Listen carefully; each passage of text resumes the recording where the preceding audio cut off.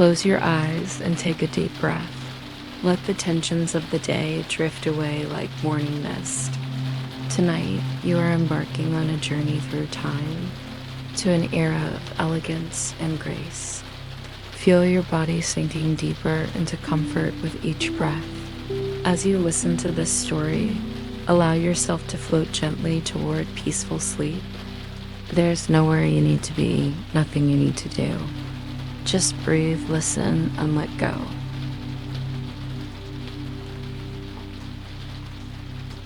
The evening rain had begun just as the sun disappeared behind the rolling hills of the French countryside.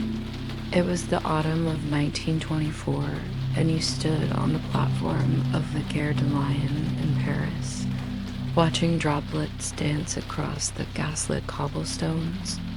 The air smelled of wet stone, coal smoke, and the faint perfume of late blooming roses from the station master's garden. Before you stretched the magnificent Orient Express, its deep blue carriages gleaming even in the rain, golden letters spelling out Compagnie Internationale des Wagon Slits catching the lamplight. Steam hissed gently from beneath the locomotive, curling upward into the darkening sky like silk scarves unfurling. You pulled your cashmere coat closer and adjusted your hat, feeling the soft leather of your traveling gloves. A porter in an impeccable burgundy uniform approached with a warm smile, his brass buttons catching the light. "Good evening," he said, his French accent musical and reassuring. "Welcome aboard. Your compartment is ready." He took your luggage, a beautiful set of leather cases, their brass corners polished to a golden shine, and led you along the platform. The rain created a gentle percussion on the station's glass roof, a lullaby that seemed to slow time itself. Stepping aboard the train was like entering another world entirely. Your feet met thick, royal blue carpeting embroidered with golden fleur-de-lis. The corridor glowed with the warm amber light of Art Nouveau lamps, their frosted glass shades decorated with delicate vine patterns. The walls were paneled in rich mahogany, polished until they reflected the lamplight like still water. The porter guided you through the swaying corridor as the train prepared for departure. You passed compartments with their curtains drawn, behind which you could hear the soft murmur of conversation, the gentle clink of crystal, and once the tender notes of someone playing a violin. "Here we are," the porter announced, sliding open the door to your private compartment. You stepped inside and caught your breath. The space was small but exquisitely appointed. The walls were paneled in gleaming walnut with inlays of lighter wood forming geometric Art Deco patterns. A plush bench seat upholstered in deep green velvet ran along one wall, scattered with silk cushions in shades of gold and cream. Above it, brass fixtures held small reading lamps with etched glass shades. The porter placed your luggage on a folding stand and demonstrated how everything worked. The hidden wash basin that folded down from the wall, complete with brass fittings and soft Egyptian cotton towels. The small rosewood table that could be positioned at different heights. The ingenious way the seating transformed into a bed with fresh linen already turned down waiting. "The dining car opens in 30 minutes, he informed you. "We serve until midnight. The observation lounge remains open throughout the night. If you need anything at all, simply press this button." He indicated a small mother-of-pearl button beside the lamp. You thanked him and pressed a coin into his gloved hand. He bowed slightly and departed, sliding the door closed with a soft, satisfying click. Alone now, you removed your coat and hat, hanging them on the brass hooks behind the door. Through the large window, you watch the last passengers boarding, their figures blurred by rivulets of rain streaming down the glass. The platform lamps created halos of golden light in the moisture-laden air. Then, with a gentle lurch and a long, low whistle that seemed to echo in your chest, the train began to move. Paris slid past the window first, the grand architecture of the station, then apartment buildings with their windows glowing warm against the rainy night, washing lines strung between buildings, a cat watching from a windowsill. The train picked up speed gradually, smoothly, the rhythm of the wheels becoming a steady heartbeat beneath you. Clickety-clack, clickety-clack. You settled onto the velvet bench and opened the window slightly at the top. Cool, rain-scented air rushed in, carrying with it the smell of wet grass and distant wood smoke.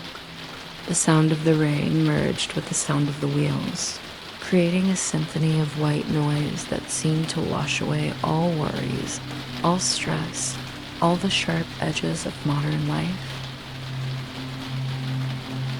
The train carved through the darkness, its lights occasionally illuminating the rain as streaks of silver against the night. You could see your reflection in the window, ghostly and dreamlike, and beyond it, the dark shapes of trees and fields rushing past. After a while, you decided to explore. You made your way to the dining car, moving through the swaying corridors with the practiced ease of a seasoned traveler. Each carriage had its own character, one with deep burgundy carpeting, another with sage green walls, but all equally luxurious, all equally devoted to comfort and beauty. The dining car took your breath away. It was a crystalline palace on wheels. The tables were set with pristine white linen, heavy silver cutlery, and delicate bone china bearing the Orient Express crest. Crystal chandeliers swayed gently with the motion of the train, creating dancing patterns of light across the room. The walls were decorated with marquetry panels depicting scenic landscapes, the Swiss Alps, the Bosphorus, the spires of Budapest. A maître d' in white tie and tails approached, his manner warm and professional. "Good evening. A table for one?" He led you to a window seat, pulling out your chair with a flourish. Outside, the rain continued its gentle assault on the window, the drops creating rivers of light as they caught the reflections from inside the car. "May I suggest our autumn menu tonight?" he offered. "We have a consomme to start, followed by duck à l'orange, and for dessert, a pear tart with crème anglaise." You nodded your agreement, and soon a silver tureen appeared, filled with the clearest, most aromatic broth you had ever encountered. Each spoonful was perfection warmth spreading through you, the delicate flavors of herbs and slow-cooked vegetables creating a symphony on your palate. Around you, other passengers dined quietly. There was an elderly couple speaking softly in German, their hands occasionally touching across the table with the gentle affection of long companionship. A woman in emerald dress sat alone, reading a leather-bound book, a glass of wine catching the lamplight beside her. A group of businessmen discussed something in hushed, serious tones, their conversation punctuated by the occasional knowing laugh. The duck arrived, perfectly glazed, accompanied by fondant potatoes and the most tender green beans. The waiter poured wine from a bottle wrapped in white linen, a burgundy, he explained, from a small vineyard near Beaune.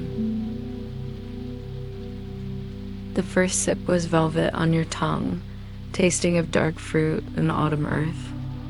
You ate slowly, savoring each bite, watching the rain-soaked countryside slide past. Occasionally, lights appeared in the distance, a farmhouse, a village church, a crossing where a car waited, its headlamps cutting through the rain. Each light was a small story, a life being lived, and then it was gone, swallowed by the darkness.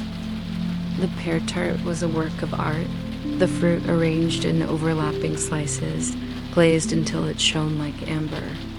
The creme anglaise pulled around it, and the first taste was pure autumn, the sweetness of ripe pears, the warmth of vanilla, the delicate crisp of the pastry. After dinner, you made your way to the observation lounge. This car was all windows and comfort, designed for watching the world roll by. Deep leather armchairs faced the windows, small tables between them holding reading lamps. A few passengers occupied the chairs, drinks in hand, lost in thought or quiet conversation. You settled into an armchair near the rear of the car, where you could look back at where you'd been. A steward appeared silently and offered you a cognac. You accepted, and he returned with a crystal snifter filled with amber liquid that caught the light like liquid gold. The cognac was smooth and warming, tasting of oak and thyme and distant summers. You held the glass in both hands, feeling its warmth, and watched the twin rails gleaming whitely in the train's rear lights, the tracks disappearing into the rainy darkness like a path into dreams. The rain had settled into a steady rhythm now, neither heavy nor light, just constant a curtain of sound that enclosed the train in its own private world.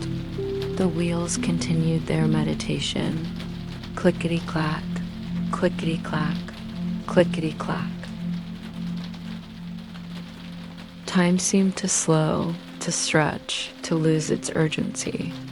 There was something profoundly peaceful about being in motion yet contained, traveling through the night yet entirely secure, surrounded by strangers yet perfectly private. An older gentleman in the chair beside you caught your eye and raised his glass slightly. You returned the gesture. He had a kind face, weathered by time and travel. Magnificent, isn't it? He said in English touched with a British accent. I've made this journey 40 times, and it never loses its magic, especially in the rain. You nodded, understanding completely. There's something about train travel, he continued, his voice soft, almost meditative. Ships are too slow, motor cars too jarring, and airplanes, well, they're the future, I suppose, but they lack soul. But this, he gestured around, this is civilization. This is traveling as it should be, comfortable, elegant, with time to think, to dream, to simply be. He was quiet for a moment, watching the rain. Where are you headed? He asked. You told him your destination, perhaps Venice, or Vienna, or Istanbul, and he smiled. Ah, wonderful. You'll wake up to a completely different world. That's the other magic of night trains. You fall asleep in one place, and you wake up somewhere entirely new. It's like dreaming, but real. You talked for a while longer about travels, about the changing world, about the peculiar peace that settles over a train at night. Then he wished you well and retired to his compartment, leaving you alone with your thoughts in the rain. Eventually, You two made your way back to your compartment. The corridor was quieter now, most passengers having retired. The train swayed gently, a rocking motion like a cradle, and you steadied yourself with one hand on the polished rail. Back in your compartment, you found that the porter had transformed the space. The bench had become a proper bed, the linens pulled back invitingly. The pillows were plump with down, the sheets crisp and cool to the touch. A small carafe of water and a crystal glass sat on the bedside table, along with a brass reading lamp. You prepared for bed, washing in cool water at the small basin, changing into your night clothes. Through the window, the rain continued, and beyond it, the dark countryside rushed past occasionally a light, occasionally a station platform where the train didn't stop, mostly just darkness and the sound of rain. You turned off the main lights, leaving only the small reading lamp. Its glow was warm and gentle, just enough to see by. You slipped between the sheets. They were the finest linen, cool and smooth, and the blankets were wool, soft and warm. Lying there, you could feel every motion of the train, the gentle sway from side to side, the slight rise and fall as the tracks undulated, the steady forward momentum. It was like being rocked by gentle hands, like floating on a calm sea. The rain drummed on the roof, tapped at the window. The wheels sang their endless song, clickety-clack, clickety-clack, clickety-clack. The sound was hypnotic, rhythmic, a mantra of motion and progress. You reached over and turned off the reading lamp. Darkness filled the compartment, but not complete darkness.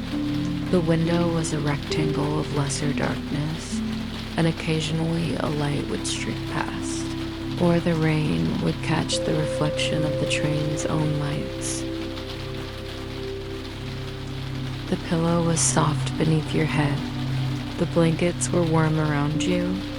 The train rocked you gently, steadily, endlessly.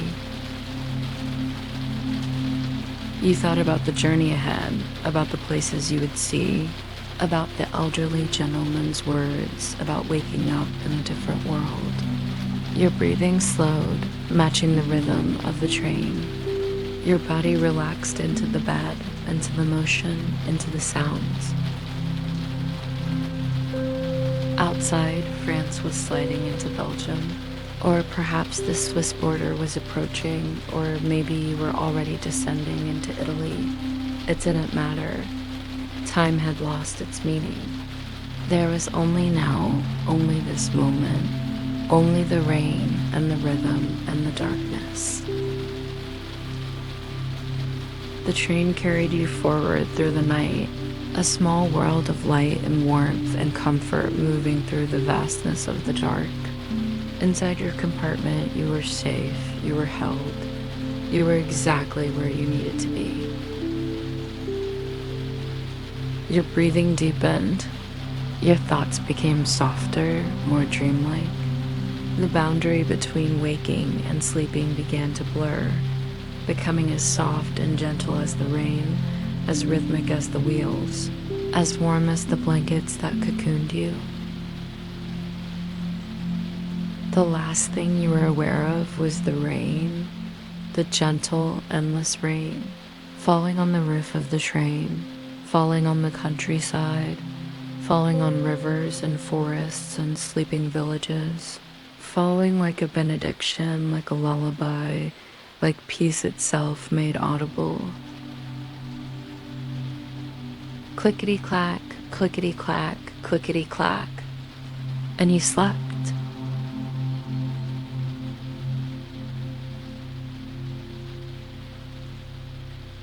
The train carries you gently through the night, rocking you in its steady rhythm. You are safe, you are warm, you are exactly where you need to be.